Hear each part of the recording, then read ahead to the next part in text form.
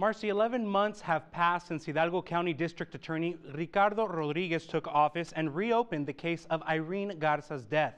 However, no results have been reported since. There's a crime that's worse than child sex abuse. That crime is murder.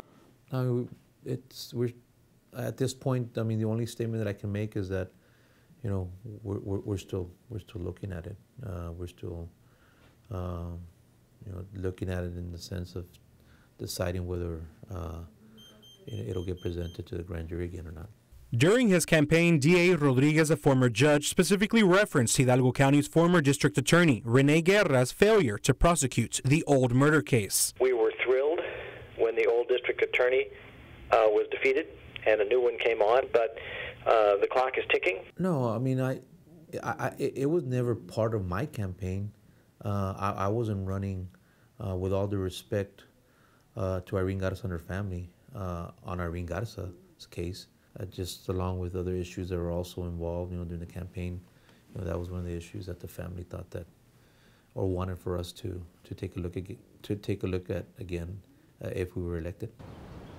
And little did Irene Garza know that 16th day of April in 1960 that after stepping inside the doors of Sacred Heart Church in McAllen, she would never be seen or heard from again.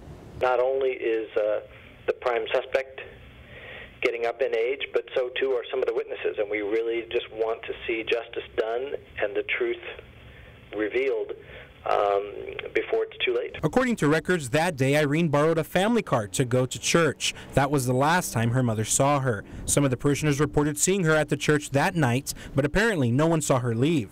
The next day, on Easter Sunday, her car was still parked down the street, and her body was found floating in a nearby canal 4 days later. An autopsy reported that she had been bludgeoned, suffocated, as well as raped. In either case, serious harm is done, and justice needs to happen. The prime suspect in Garza's death was questioned by authorities, and other evidence also linked him to the crime. However, he was never prosecuted for the murder.